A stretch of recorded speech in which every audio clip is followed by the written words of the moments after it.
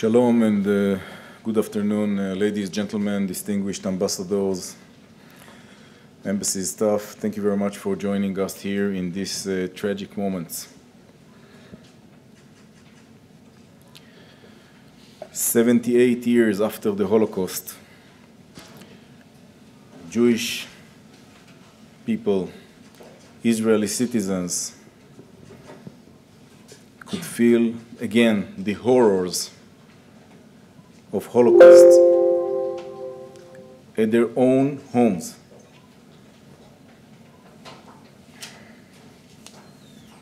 Very early morning, Saturday, 6:30, sirens started, and I've started to get messages from my family that lives in the Negev, in the southern part of Israel, next to Gaza, from my friends, my brothers. It was not a regular siren as, unfortunately, we used to, because it was not rocket attacks. I heard yells, shooting, and so many people that are screaming, asking what to do. My good friend Yodan told me that he is next to the door at Kibbutz Kisufim. The terrorists are outside. He has only his own pistol with one magazine. There are dozens of terrorists outside. They are torturing and murdering his neighbors. And he's asking me what to do. My wife and kids are in shelter, he told me. I'm in the door.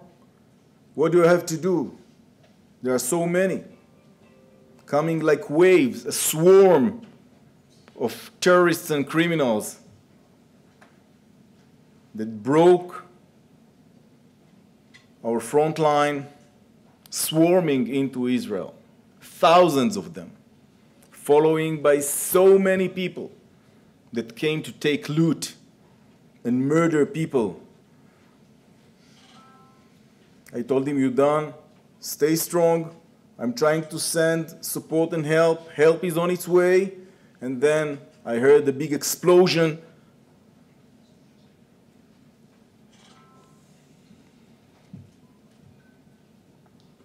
And his wife was whispering in the phone that Yodan is standing next to the door, holding the door, because the terrorists are inside the living room and they are in shelter. She was whispering that they are everywhere, everywhere.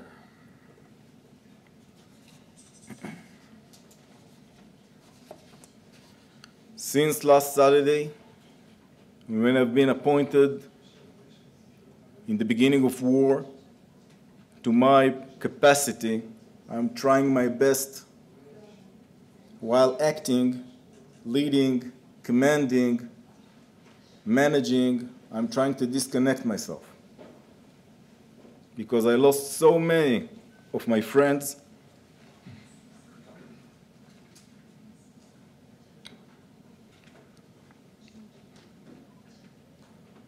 Family, brothers in arms, in a way that I could never imagine. Now you need to know, ladies and gentlemen, that our response is going to be accordingly. I mean, unimaginable response. Unimaginable, I mean, and I mean it. Because when we've built the state of Israel, when my father came to Israel after the Holocaust, he meant to build here, just as my grandfather and grandmother, just as like my family, and so many Israelis came to build a state that will be home for the Jewish people, home for all the citizens of Israel, a secured shelter for all of us. Along the years, we had to fight for our independence. And along the years, you your nations, your government started to criticize us for being too paranoid, too aggressive, too impulsive, when we are fighting against this bunch of criminals, murderers, kidnappers, Nazis, ISIS, in new name, Hamas. We wanted very much along the years to sign peace agreements. And I was so happy to be a part of peace agreements because since my childhood, since I am a teenager, I'm wearing uniform from the military academy all the way through the ranks to command the platoon, a company, battalion, brigade, division, in war, and again, losing so many of my brothers in arms, seeing terrible and horrors of war, civilians, citizens, and my friends in uniform. And I was so happy to be a part of peace process with Palestinians. When the Oslo Accord started, we were after peace agreement with Egypt, after years of war, after peace process and peace agreement with King Hussein the Late in Jordan. We've signed the Abraham Accords, and I was so happy to be a part of peace. But let me remind you, and I'm asking you, I'm begging you to remember what I'm telling you, because sometimes memory is short. In the White House, we agreed, we, the nation of Israel, the great nation of Israel, we've agreed to sign peace agreement with the Palestinians. After years of terrorism, we chose the path of peace. And we were sure, I can tell you firsthand that I was not sure, but I thought that we must try.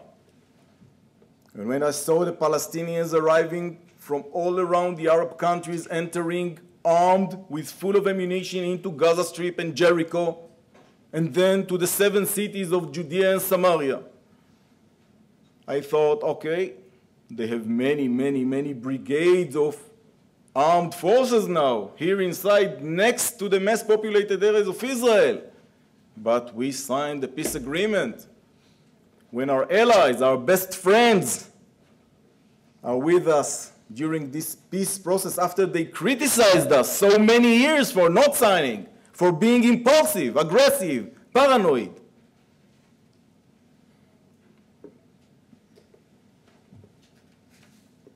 After a few years, the Palestinian Authority declared war against us. And what they call Second Intifada became murderers by suicide bombers in the mass populated areas of Israel. And we had to launch defensive shield operation, trying to protect ourselves. Buses, malls, grocery stores, neighborhoods in Israel became battlefields.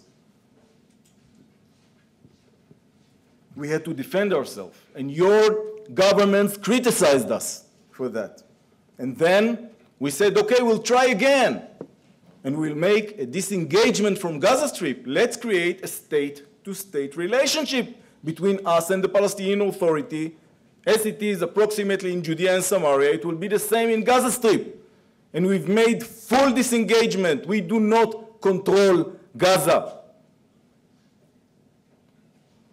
And your nations, your governments, kept pressing us to give them more and more and more and more, although they were launching rockets.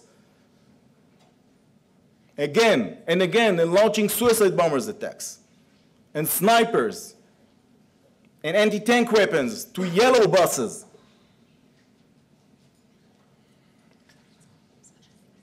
And then the Iranian Quds Force, with the Revolutionary Guards, as a part of their plan to surround Israel with front guards and terror armies, started to surround Israel. And you kept telling us to keep calm and everything will be okay. And then they've made a coup in Gaza Strip, throwing the Palestinian Authority's officials from the roofs. killing them, torturing them, and creating Hamastan. We've tried our best to keep our position as a part of family of nations. We did our best to keep being the state of Israel, a Jewish democratic state with morals and values. And we tried our best to create a type of bypassed relationship between us and Gaza Strip as a part of humanitarian aid. 20,000 workers worked inside Israel. They are from Gaza, place that launch rockets to our houses, killing us, and we kept supplying electricity and water.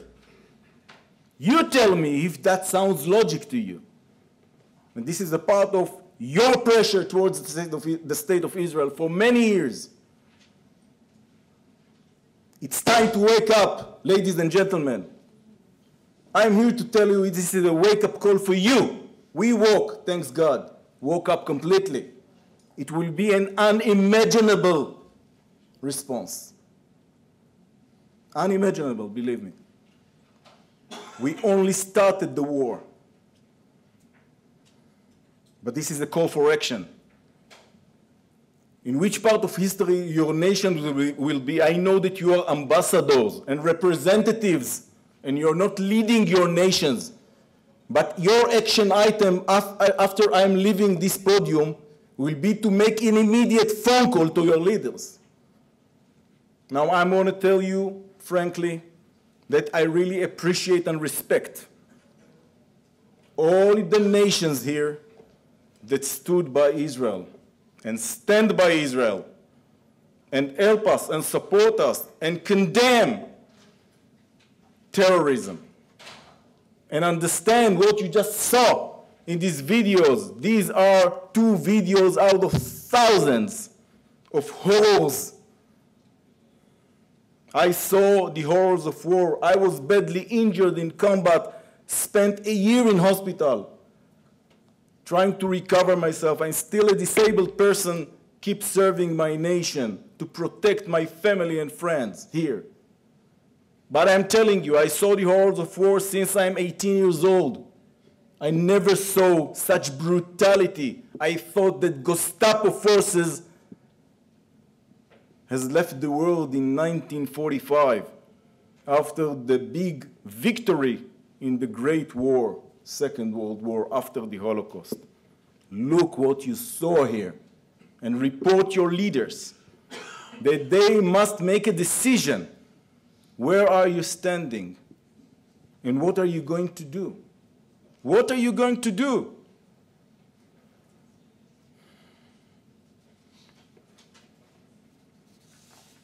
I can understand that the nations that did not stand by Israel until now and did not condemn and are not acting immediately to help us probably took the time, 10 days, to digest the horrors.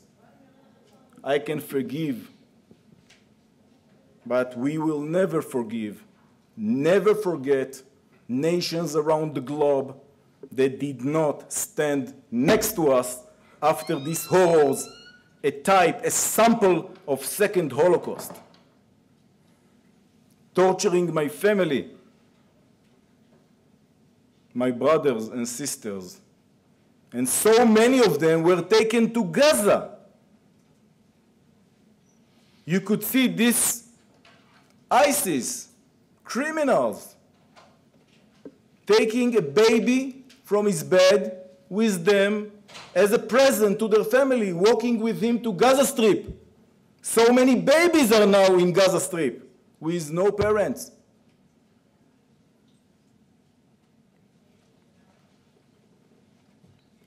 Yesterday I met families with Prime Minister Netanyahu.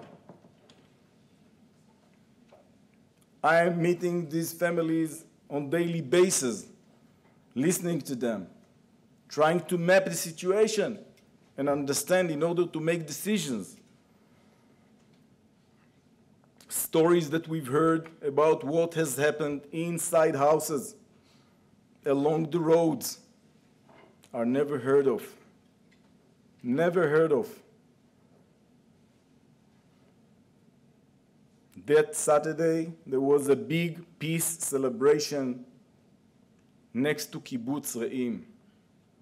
3,500 young people, women and men, came from all around Israel, and so many people came from many nations abroad, came to celebrate peace in Kibbutz Re'im. 3,500 people, not including staff that arranged the party.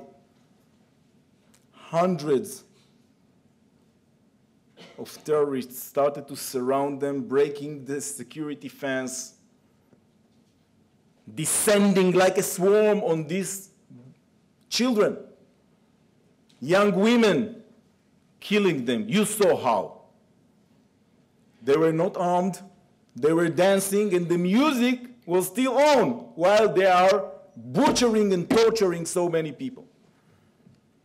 3,500 in one party, and then all the houses, all the roads of so many kibbutzim, moshavim, cities of Israel, when we were celebrating the hope for peace.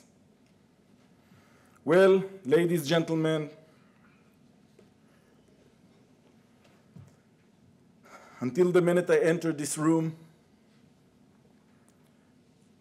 we sent messages, official messages, to 199 families that their loved ones are in the hand of these terrorists, criminals, gangs, ISIS, Hamas group. There are more. We are just working hard to give them a credible information. After we analyze the information, so many people are working now under my command to make sure that a message, the terrible message that we are bringing about that their loved ones are in the hand of terrorists, and remember I speak about babies, children, women, disabled persons, old people, ill people, and soldiers. Most of the people that are kidnapped in Gaza Strip are civilians. They could be your best friends, your neighbors, your family. They were taken brutally under violence and torturing to the basements, tunnels, bunkers, houses of Gaza Strip.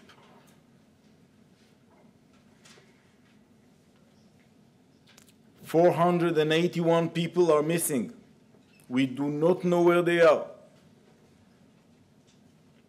When I entered into this capacity, we had 3,200 missing people. But the trucks with body bags are keep moving from our Negev, southern part of Israel, to one of our military bases when we try to identify by forensic teams who's in the body bags. We have more than 1,350 victims of this brutal attack.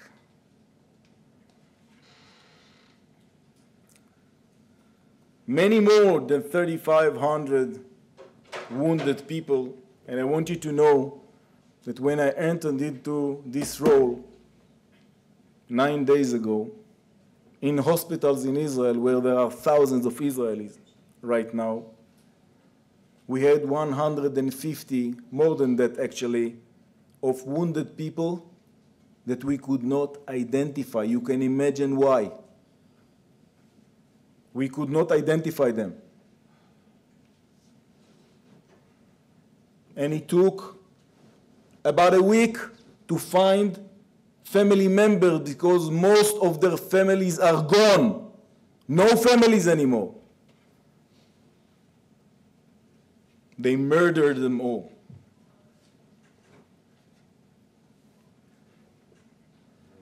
In the body bags, we have still not identified 325 people that were murdered during this attack.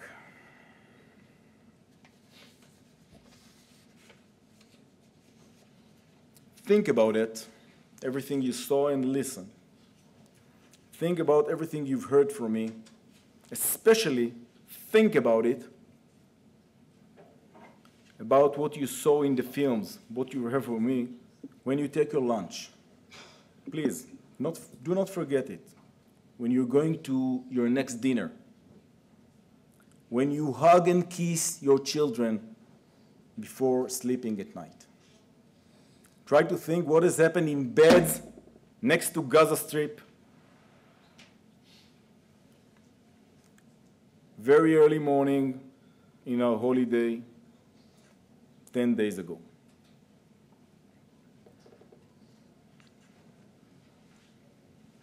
The war machine of Israel that we've built for many years knows what to do. We did our best for many years to calm down.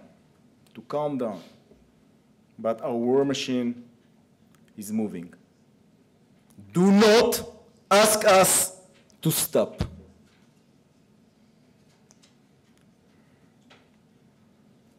And when you are asking us for humanitarian breaks, I'm first asking you to demand that our humanitarian break will be also under your thoughts.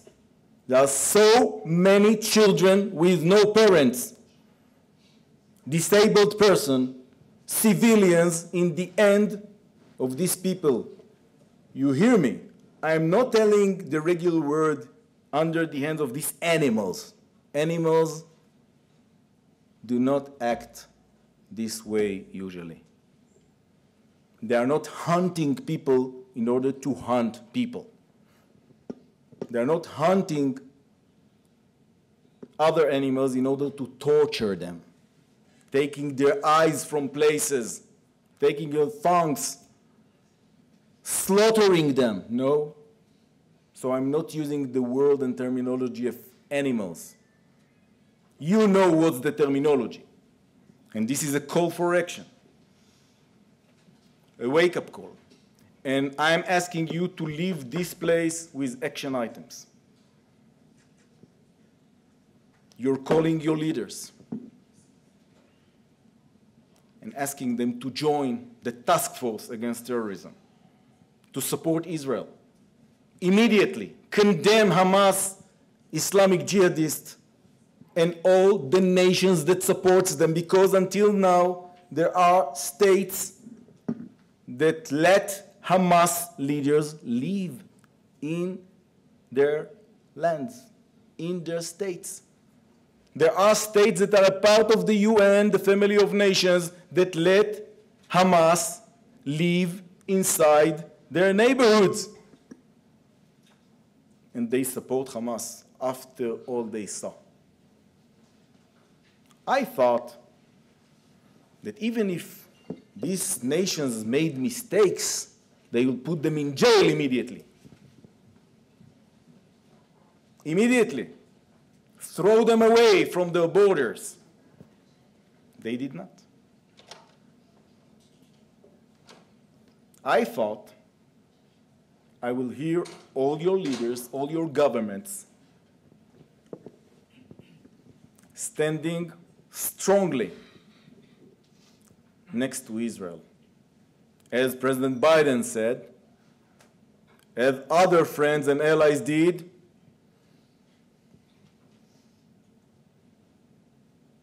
this is your action items. And the main point now, ladies and gentlemen, the Israeli war machine will protect the state of Israel. The Israel Defense Forces is not here to be aggressive nor offensive. We are defense forces, but we will have to attack and rearrange the area around us and we will do that.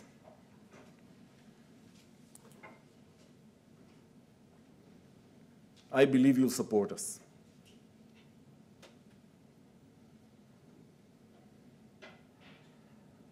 We are, for many years, your fortress on the living spring of terrorism.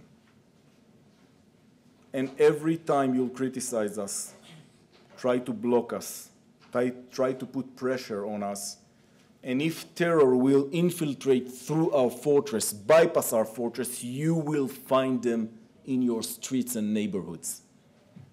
They will take your children from beds and slaughter them and kill them. Will take them for ransom or something else, it doesn't matter. You will find them in your neighborhoods. If you want examples, I can give you so many, from Bali to Beslan, to Madrid, to the Bataclan Club, to London subway, to San Bernardino, to Manhattan, to the Pentagon. I can give you so many examples because I'm struggling terrorism for many, many, many years. But never, never terror attack like this took place. Because try to compare the figures. September 11th, for us, according to the size, it is like we lost 50,000 Israelis. Try to imagine that. You know my role. I spoke with you today like a human being, and furious is not a word that describes enough what I'm feeling. The same as my friends all around the Israel Defense Forces and all around Israel, from the Red Sea in Eilat all the way up north, believe me. We all share the same feelings, even if our enemy thought that the state of Israel actually is divided. We are not. No, we are not. The Israeli society understands. It is a healthy society that understands when people are coming to slaughter us. This thing we understand. Last point, ladies and gentlemen. We have a mission, and I say we, to bring back the hostages.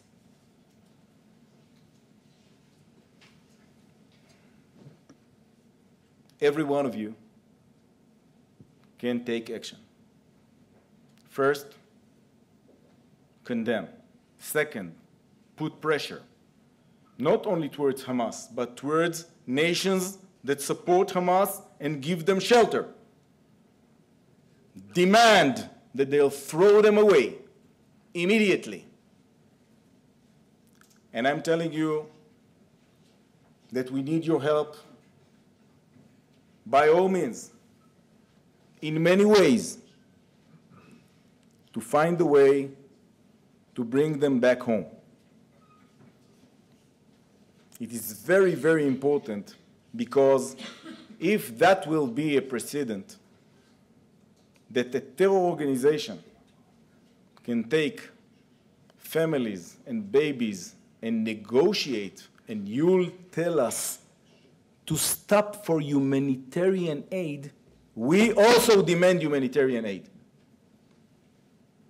Do not ask us for humanitarian aid if they will not reciprocate immediately. And time is short, because we are going to march, and I mean it. Time is short, very short. I'm asking you to help us in bringing our people back home. And last thing, ladies and gentlemen, in the Olympic Games in Munich, terrorists, Palestinian terrorists,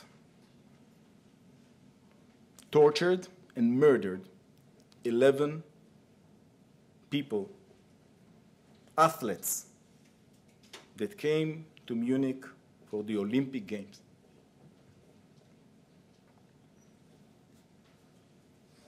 They were murdered. And after one day of break, the Olympic Games continued. And it was the late Prime Minister Golda Meir that ordered our special forces and secret services to screen and check, look and check who was involved in this attack in Munich, since no one supported us, no one came to help, and the Olympic Games continued. And the order was, whoever you are, wherever you are, whenever you are, we will find you. It took years, but we finished the job. And I'm telling you, there will never be a safe place for Hamas leader. Whenever they are, wherever they are, there will never be a safe place for one that works for Hamas, helps Hamas, a part of Hamas. And when I say Hamas, I mean Islamic jihadists and Hamas and all these psychopaths that kill children, women, families, and soldiers in such ways that you saw. Remember Munich. Remember the Negev of Israel in last Saturday. And remember that I've asked you to take action and not to leave this place entering your car, drinking a glass of water, which I'm sure you need, and say, okay, war is bad. This is the tragedy of life. This is the course of history and the rest. Because each one of you represents so many good people. So many good people. Be good people. When I say people, I mean nations and governments. Thank you for listening. If there is any information you want from me that I can share, since there are things that I cannot share, I'm sure you understand that, I'm at your service. Please, ladies and gentlemen. Thank you, sir, for sharing your story. And as asked, I will limit myself to the issue of the missing. You said also in your story, though, it's not only that you stand by us, but depends on what you do. So specifically on this issue, how can we team up to get everybody back safely? These are Israeli citizens. There's also Dutch Israeli citizens. There's Dutch citizens, and I'm 100% sure that many of the colleagues in the room have citizens there as well, or people with a special link with their country. Indeed. In what way can we, apart from putting pressure, as you said, on those that have an influence, is there anything we can organize ourselves and make sure that we team up and get them out safely? Well, and how do you organize that? Is there a coordination point? How do we share data? And just the practicalities of this. Yes, thank you, Ambassador. Actually, this Ministry of Foreign Affairs is your hub. And your POC's point of contact regarding secret services and military attachés know how to contact us, and we will immediately direct them and connect them to our operational hub. And I'm sure each one of you will do his best, everything that in his mind and capabilities to find clues, information, and the opportunities to assist us. But what I'm asking you is really very important. This is call for action, I mean it, even for the Dutch government and for the other governments here. There are countries in the world that let Hamas live inside their territory safely. Put incredible pressure on these governments and let them know that they won't be your friends anymore if they won't throw them away immediately and arrest them. This is one very important point. Second, you know, memory is short. Please make sure that you'll remember what I've told you for the next few months, because we are going to change reality here and we need your support. Make sure that your governments create a time frame for Israel, which is not a week or 2 or month. Support us. We must change the situation and reality. Otherwise, you'll find them in Amsterdam and in other cities of your nations. And I'm asking you also to recruit your citizens. Ask them to condemn together. Show us your support. Support is not only declaration in TV.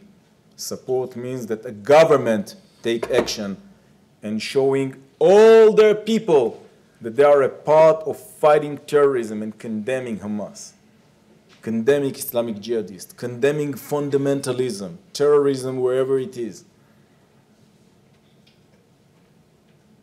You can do that. I know you can. Thank you. Any other questions?